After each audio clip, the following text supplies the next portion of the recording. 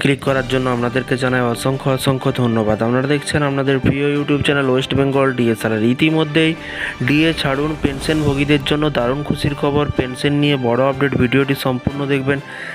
যারা চ্যানেলে প্রথম এসেছেন বা এই ভিডিওটি প্রথম দেখছেন, অবশ্যই চ্যানেলটিকে সাবস্ক্রাইব করে পাশে থাকা বেল আইকনটিতে প্রেস করে রাখুন পরবর্তী লেটেস্ট আপডেট পাওয়ার জন্য। চলুন দেখে নেওয়া যাক পেনশন নিয়ে কি বলা হয়েছে, বিস্তারিত জেনে নেব।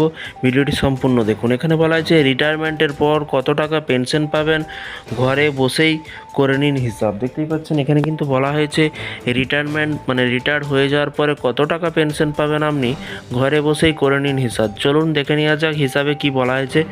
অবসরের পর বেসরকারি সংস্থার কর্মীরা এমপ্লয়ি প্রভিডেন্ট ফান্ড অর্গানাইজেশনের ইপিএফ থেকে কিন্তু পেনশন পান। ইপিএফ থেকে পেনশন পান। এই প্রতিবেদনে আমরা আলোচনা করব ইপিএফ কিভাবে ইপিএফ কিভাবে টাকা প্রদান করে এবং সর্বোচ্চ কত টাকা পেনশন মিলতে পারে। ইপিএফের নিয়ম অনুযায়ী কিন্তু বেসরকারি প্রতিষ্ঠান কর্মীদের প্রতি মাসে বেতনের 12% টাকা প্রভিডেন্ট ফান্ডে তহবিলে জমা করতে হয়। এই তহবিল একই পরিমাণ টাকা জমা দেয়। এই তহবিলে কিন্তু একই পরিমাণ টাকা জমা দেয় সংশ্লিষ্ট কর্মী নিয়োগকর্তা। এর পাশাপাশি নিয়োগকর্তার দেওয়া টাকা 8.33 চলে যায় কিন্তু এমপ্লয়ি পেনশন স্কিমে।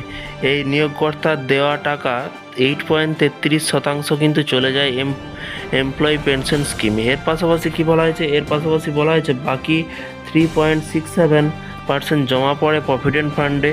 ইপিএফের সুবিধা পেতে বেসরকারি প্রতিষ্ঠানের কর্মীকে কিন্তু ন্যূনতম 10 বছর চাকরি করতে হবে। অন্যদিকে ইপিএফের পেনশন তহবিলে সর্বোচ্চ 35 বছর পর্যন্ত টাকা জমা দেওয়া যাবে। অবসরের পর ইপিএফও নিম্নলিখিত ফর্মুলা অনুসারে কিন্তু পেনশন প্রদান করে। গড় বেতন এক্স পেনশন তহবিলে জমা পড়ে 70।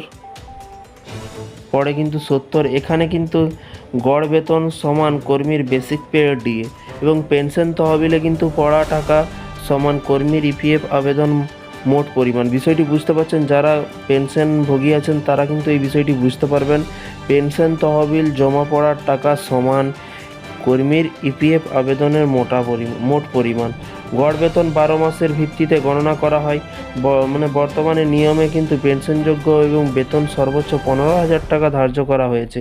অর্থাৎ যদি একজন কর্মীর বেসিক পে 15,000 টাকা হয়, তাহলে তার পেনশন তহবিলে প্রতি মাসে কিন্তু 1,250 টাকা এবং 15,000 টাকা এক্স 8.33 জমা পড়বে। এবং এখানে বলা হয়েছে এই ক্ষেত্রে সর্বোচ্চ অবদান ও বছরের পরিষেবার উপর ভিত্তি করে ইপিএফের হিসেব কষলে তা দাঁড়াবে কিন্তু 15,000 × 35/17 সমান 7,500 টাকা কিন্তু মাসে। অর্থাৎ একজন ইপিএফের সদস্য প্রতি মাসে 7,500 টাকা পেনশন পেতে পারেন। এই হিসেব সর্বনিম্ন পেনশনের পরিমাণ দেখাবে কিন্তু 1,000 টাকা। তো ফ্রেন্ডস, বিষয়টি বুঝতে পারছেন। এই ছিল আজকে একটি ছোট্ট আপডেট পেনশনভোগীদের। এই ধরনের নতুন বিভিন্ন রকমের আপডেট পেতে চ্যানেলটিকে সাবস্ক্রাইব করে রাখুন পরবর্তী লেটেস্ট আপডেট পাওয়ার জন্য।